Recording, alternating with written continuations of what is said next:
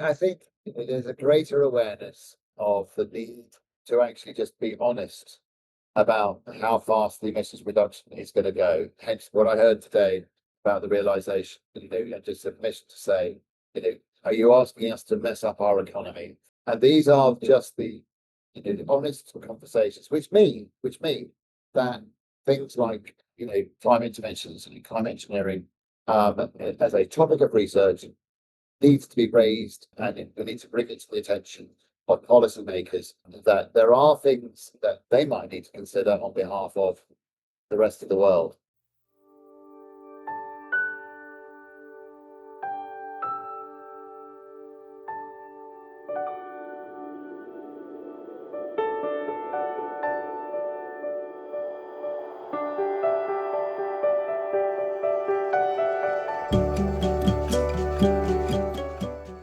Hello, and welcome to another edition of the Climate Emergency Forum. I'm Herb Simmens, author of A Climate Vocabulary of the Future, and I'll be your host today. And we have with us Shaun Fitzgerald. Shaun is the director of the Center for Climate Repair in Cambridge in the United Kingdom, and he is reporting not from Cambridge, but from Brazil, and specifically from the COP30 in Belém, Brazil, where he leads a group of people from the Center for Climate Repair who are engaging in all kinds of interesting dialogues and discussions and panels with colleagues and activists and scientists and the general public from all over the world. And so we welcome you. We appreciate you taking the time, Shaun, and what I'm sure is a very busy and hectic schedule, trying to get as much dialogue in a couple weeks or so to join with us today. We also have our regular panelist, Paul Beckwith, who is a climate system scientist from Ottawa and has his own extremely popular and prolific YouTube channel on every aspect of the climate crisis. And Shaun is no stranger to the Climate Emergency Forum. I moderated a panel with you in halfway around the world, or maybe all the way around the world last year in Baku, Azerbaijan. And so we're really eager to get started to find out what's happening there. But first, I want to ask you, for the benefit of our audience, Shaun, tell us about the center. It's a relatively new organization, a few years old. I had the privilege and the opportunity to be at your conference in June, and I don't say this simply because you're here, but it was one of the most remarkably stimulating and well-organized meetings I have ever attended, with lots of amazing people from all over the world looking at ways to address what is happening at the poles. But tell us about the Center for Climate Repair, and then what brings you to COP. Thank you so much indeed. So actually what I am going to do, your very kind words regarding the event that we held in the summer, actually the credit goes to the team. It's not just Shaun. In fact, I would say largely the rest of the team. They were absolutely incredible at filling that off and organizing it. But the Center for Climate Repair, we were established about 5 years ago in recognition of the fact that where we are heading right now regarding temperatures and then the consequences of that is really very, very unpleasant. And we've been talking about emissions reduction for the best part of 30 years. It's on the top of everybody's mind, emissions reduction. But the sad fact is, we are still increasing global emissions every year. And the rate at which we are increasing has changed. So we're looking at celebrating the second derivative or something like this in terms of the changes. And the Centre for Climate Repair was established to try and help figure out what are the things we might be able to do to reduce temperature rise. So we have two big areas that we are doing research on. The first is greenhouse gas removal from the atmosphere. So we are very, very pleased to see efforts on emissions reduction, but the area of research that we are pursuing to try and fill some knowledge gaps and accelerate some new ideas and to implementation are in the greenhouse gas removal. And I use that term greenhouse gas removal because although we have quite a lot of effort going into carbon dioxide, and we have a program looking at ocean-based carbon dioxide removal, a number of projects. Some of them are looking at particular approaches, for example, the role of giant kelp in the surface waters of the deep ocean. What would it take to create structures on which the kelp might grow, and then have fragments of that sloughing off and entering the deep water, ideally get to the seafloor. We also have a framework project with various universities. The National Oceanography Centre down in Southampton is the leader of this Horizon Europe funded project. It's about €7 million. We are providing some context for that, some modelling from Cambridge, as well as legal work with one of our lawyers. And then we also have a project, which in a way was a bit surprising to me, on direct air capture. And direct air capture, I had previously not gone overly excited about, A, because technology was already there, but because of the problem of scaling it up. The way that the markets are developing, the issue is that if you're going to be able to sort of sell, let's say, somebody a credit for you having sequestered a ton of carbon, it's got to be at a price that perhaps somebody can afford. But the way that the thinking and the research have been done had largely, to my understanding, have largely been focused on trying to reduce the energy usage and therefore the operating costs of direct air capture facilities. And people have done, really wonderful things, devising schemes to go and get this through. And that's, it is a terrible thing, the amount of energy required to go and drive direct air capture facilities. But then a colleague from the University of Cambridge here presented me with a new scheme, which actually didn't reduce the energy use from the benchmarks already been set. But what it did was it actually provided an opportunity to reduce the investing capital. In other words, the material cost and the systems cost that are actually going to be required for this particular scheme. And that's what got me excited, because as a result of the emissions reduction plans, where you have quite a volatile pricing market in electricity, it's one of the inherent features of having some renewable power. I mean, I now get texts from my supplier saying, "Shaun, Thursday afternoon, fill your boots, do whatever you like, your electricity is free between 2 p.m. and 5 p.m. That's just incredible. So we've got this volatility going on, and maybe we can devise direct air capture schemes that don't necessarily need to run 24/7.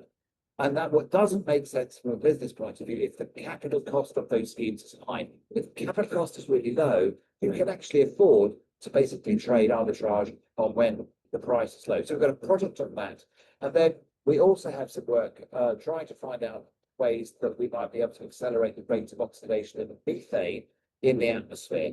I was previously in the ventilation industry and realized just how much air is moved through buildings every day. You get large amounts of air being processed. And unlike direct air capture schemes, where you are paying for the air to move over a compactor to then trap the carbon dioxide, somebody else is already paying for the air to move. It's to go and provide ventilation air for buildings. And they already have schemes like filters. So is there some existing infrastructure that we can piggyback on right on the coattails of in order to try and do something about methane? So those are the three projects we currently have on the greenhouse gas removal. And then we have a suite of projects looking at what we call climate engineering, geoengineering, climate interventions. And we're looking at projects ranging from marine cloud brightening and stratospheric aerosol injection. We're looking at actually a project on marine sky brightening, which is actually looking at areas where there are stratocumulus clouds. And rather than just saying, well, we can't do anything about that, in terms of using those areas, perhaps we can.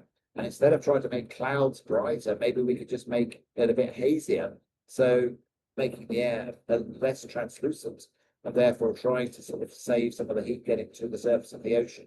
So we've got a colleague down at Exeter doing the modelling work on that. And we also are looking at stratospheric aerosol injection, but not just with sulfur dioxide. We're looking at other materials that might be available. And then there are two other projects that we are looking at. One is what we call ice thickening. So thickening of Arctic sea ice to try and see whether we can get more of the Arctic covered with ice in the Arctic summer. And doing so by trying to get the ice to grow more quickly and therefore be thicker at the end of the winter and therefore not melt as rapidly. That's the first sort of ice thickening project. There's another one which is where we're targeting particular areas, looking at maybe the Fram Straits, things like this. And the reason why that gets important is that if you really, really do a good job in those locations, you will reduce the time where you get large flows of ice being exported. Once these ice arches melt and break up, you then are left with very large exports of ice. So we can delay the onset of the breakup of ice arches in the Fram Straits.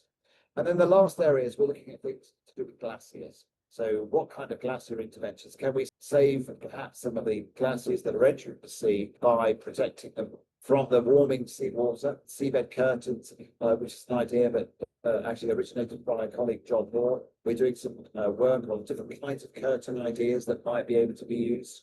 And then lastly, looking at glacier interventions, not just in the sea, but further up, and trying to understand glacier dynamics and what causes a glacier to slide more easily. Is it just more meltwater? And what we're finding that is not the case. Sometimes there are certain glaciers where the rate of slippage goes up with the amount of meltwater being formed, and then it stops going up and comes back down again.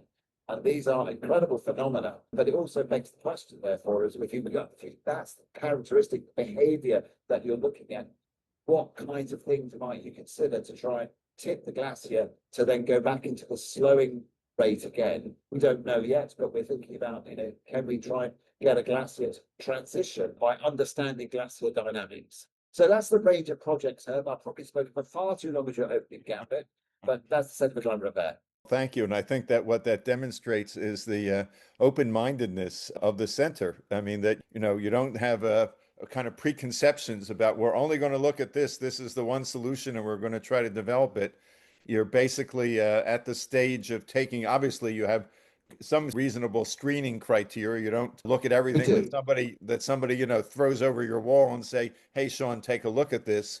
So your screening criteria is really important. So the screening criteria that we use, there are some sort of numbers that we use in terms of, is it scalable, how much would the cost be, what the energy costs, but actually another screening criteria is another huge part of work that we are supporting, and it's to do with the governance that will be needed, not just for the research, but the governance and ethics behind working outdoors. How is it perceived by different stakeholders? So we have a lot of social science work going on.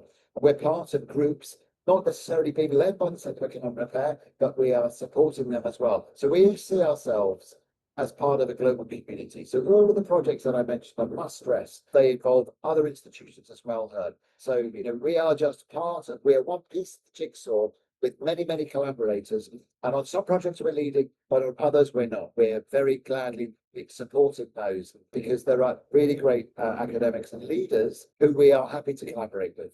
Thank you. And I think it's fair to say this is the kind of network that you're describing. And I met, many of your colleagues from other institutions and in other fields and disciplines in Cambridge this summer. It's essential in order to be able to look at these projects as broadly and holistically and interdisciplinary way. Isn't that's the sort of way in which you can determine the soundness and the potential pitfalls in many of these projects. So I commend you for your work, and let me turn it over to Paul, who I know you and Paul have interacted before, and look forward, Paul, for your discussions and comments right now with Shaun. Thanks, Herb, and thank you, Shaun. Guess the first question is, found any good pubs down in Brazil there? But on a serious note, you've mentioned some of the ways to try to maintain sea ice in the Arctic and slow down glacier melt and so on. What about Antarctica? Are you considering some schemes down there? Because it seems that the loss of Antarctic sea ice since 2015 has almost been equivalent to the complete loss of Arctic ice over 3 or 4 decades, and that happened in just a decade. We could hit an Antarctic blue ocean event, complete loss of sea ice, or down below 1 million square kilometers in Antarctica before the Arctic. So are you looking at some of the schemes down there? I would argue that a very interesting recent paper looks at cascading feedbacks in Antarctica. So basically, you get melt anywhere around the continent coast. That melt creates fresh water. The fresh water layer creates a stratification of the ocean. So the circumpolar deep water can no longer surface. So it goes further inland and undercuts the ice and greatly increase the ice shelf loss, which then unleashes the cork on the bottle to have on land glacier ice loss. So are you looking at some ways to possibly slow down those processes in Antarctica? The work we're doing on thickening of sea ice, although we've said briefly the Antarctic Sea Ice, well, the actual principles at stake are not just relevant to the Arctic. Clearly, it's an area that is easier to conduct any experiments, and these are just experiments. We're testing some ideas, trying to test the models. They might validate the models, they might not. I mean, we're at the research stage, but no, we've definitely got our eyes on thinking about the processes and the fundamental scientific understanding that we glean from the work. If we're doing modeling in the Arctic, the translation of that to Antarctica. But there are some differences. The kinds of glasses mentioned, the scale of the problem as well, in terms of, for example, seabed currents. Yes, we might consider sort of ideal that's in models in Greenland, but actually there's a lot of work that's being done by others looking at modeling on much larger glaciers, such as the Thwaites Glacier. Okay, so this conference now, okay, you're far away from the Arctic. What are you hoping to get out of the conference for Center of Climate Repair? Are you trying to sort of market yourselves, get much more well known so people can come to you if they have ideas? Or are you trying to, set up collaborations with other groups? So how's the conference going? I mean, I understand you're tag teaming with Hugh Hunt, who's there next week. I should be there.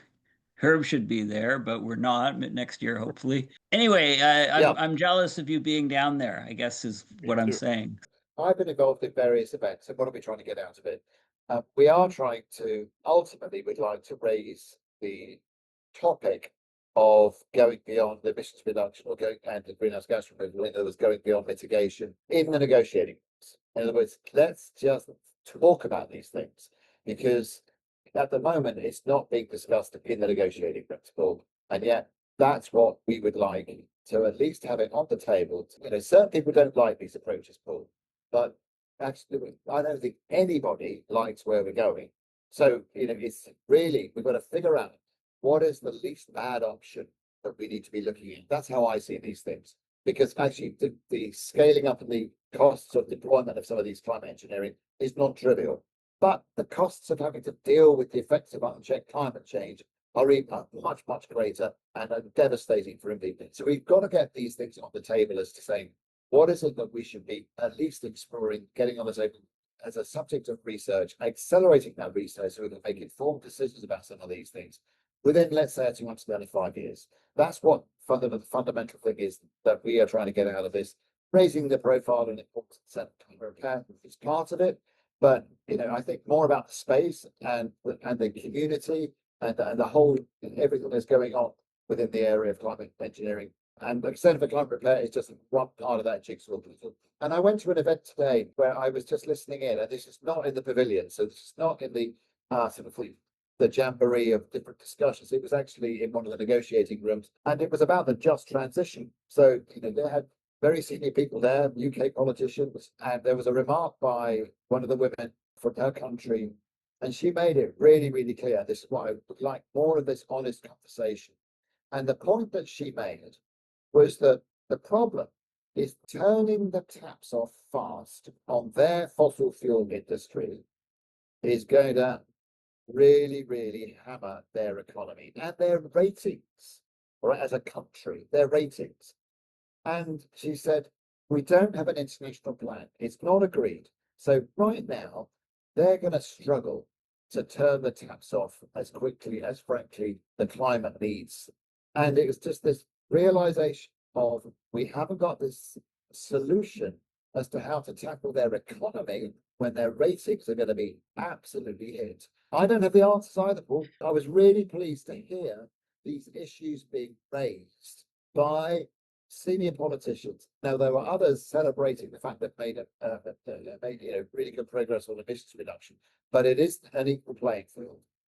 The other thing is to get buy-in from more scientists, because there's certain so-called, in quotes, mainstream scientists who have knee-jerk reactions against anything to do with climate engineering, climate intervention. Until a few years ago, they were even against carbon capture. So it was all reduced emissions, but now at least there's gains on reduced emissions and capture carbon at scale. But a lot of these people are still knee-jerk reaction, absolutely no even research on climate interventions, and that's insane. Like, I think it's insane. You do. So what do we do? I do. Paul, actually, I think the history goes back beyond greenhouse gas removal. I think it goes back in the early 90s. Adaptation was a dirty word. If you start talking about adaptation, you start investing in this, then that would cause, a reduction in the motivation to get off the black gold, to get off the fossil. So adaptation was a bad word, and then it's been embraced. We've got to adapt, and then it was carbon dioxide removal. That was a dirty word. No, that's going to weaken resolve to get off fossil fuels, and yet now the IPCC are out there saying it's a necessary part of the toolkit, and clearly anyone who talks about net zero has, by definition, already agreed to that, because it's the net bit of net zero, if you want to use that phrase. And we're on a journey. Climate change is still absolutely shocking. It's not as bad as it would have been without our efforts on emissions reduction. So we have made some progress, some countries have, but we're a long way from where we need to be. We're going to need to talk about climate engineering. And at the moment it's at a research stage, and you're right, some people would rather not have that research undertaken. But I think most people, in the cold light of day, say, well, actually, we probably do need to talk about these things. Actually, I think in a way, it's not just about that the world needs this. There are different lenses which I think are rather important, one of which is security.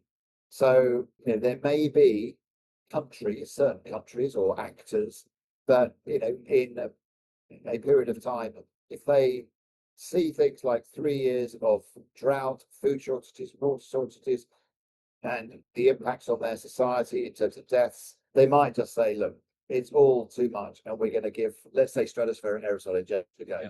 But if we don't know about that, or as a country that would do this, then we're in a very weak position.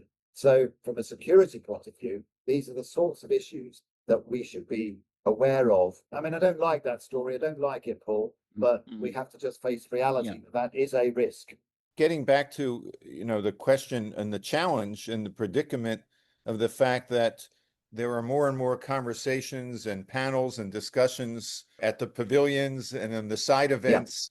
We had some, you had some last year, you're doing it now, other groups are, but it's getting into the inner sanctum, or the semi-inner sanctum. That's the challenge. Have you seen or heard of even one country on the planet that is ready or has begun to bring these issues up in the actual negotiation sessions or in the briefing documents that occur in the months before, which is even more critical than what, and sets the stage? And if not, what can we all do to try to move that forward?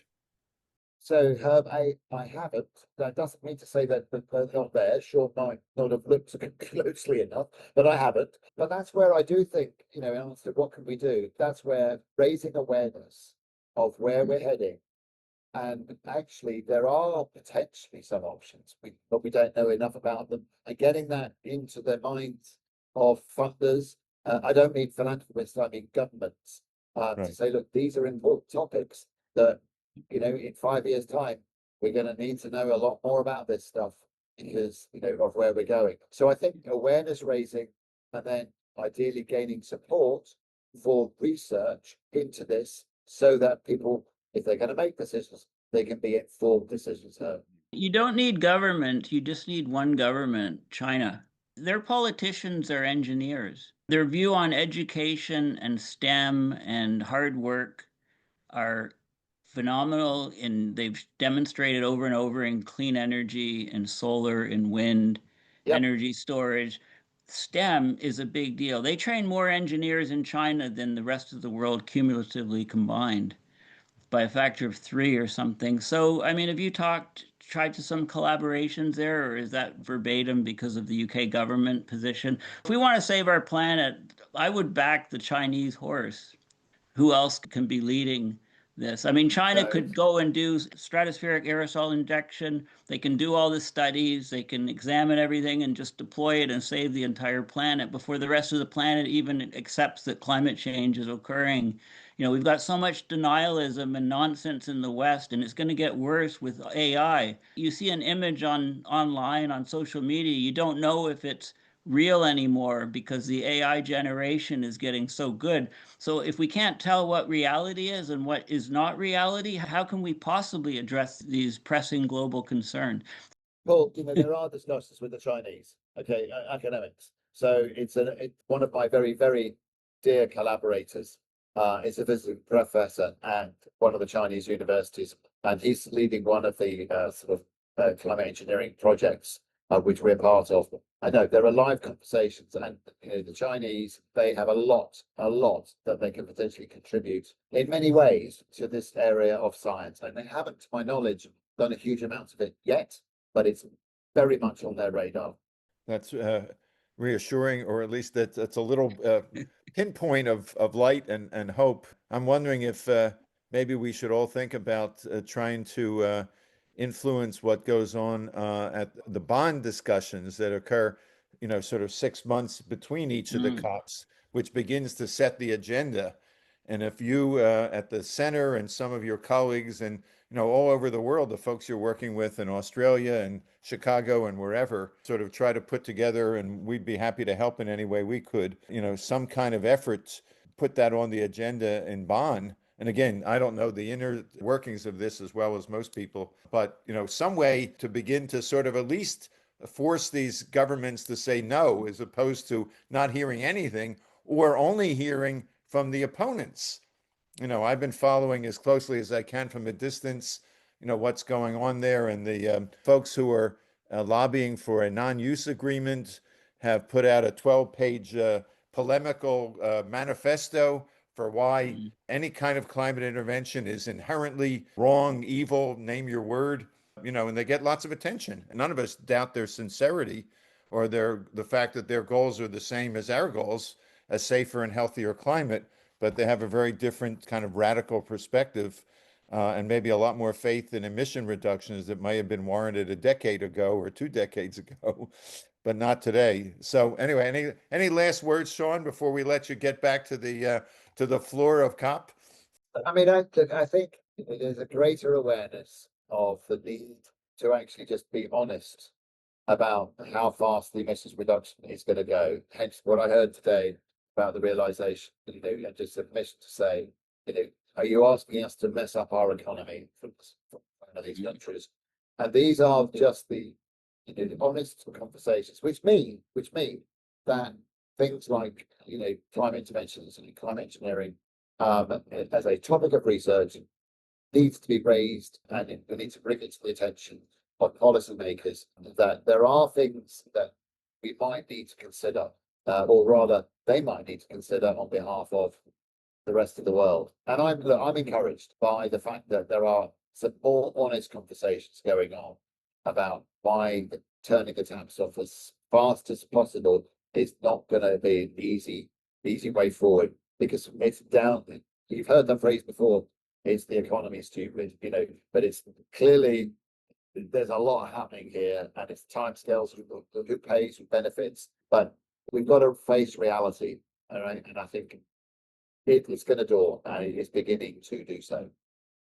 Well said. And so thank you so much on behalf of all of us at the Climate Emergency Forum for all the work that you and your colleagues and your extraordinary team, the same team that put together that extraordinary conference, are doing, and the network of collaborators all over the world that are, bold enough and sophisticated enough and recognize the need not to minimize or eliminate the emission reductions, but to expand the menu, if you will, expand the toolbox, so that we're looking deep into that toolbox and say the first tool hasn't worked on its own, so we need to add additional tools working in combination. So keep up the amazing work. To let you know, if you're not aware, that we are having a conversation next week with your colleague Hugh Hunt and one of our colleagues, that we're going to focus on social and environmental justice in the context of climate intervention. And we look forward, just as we have today with you, Shaun, to meet with Hugh Hunt next week.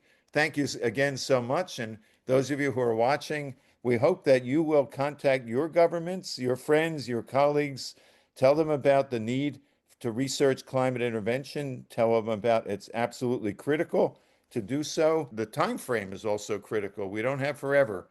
I think that's the understatement of the year. And if you like this program, please like it, subscribe to our channel, go to our website, theclimateemergencyforum.org. And when you see that donate button, we'd appreciate if you could help out so that we can have much more than the over 260 programs we've recorded so far. Give us your comments and your suggestions for future programs. And as always, we look forward to seeing you next week with another program on COP30. Thanks again, Shaun. Thanks, Paul. See you all.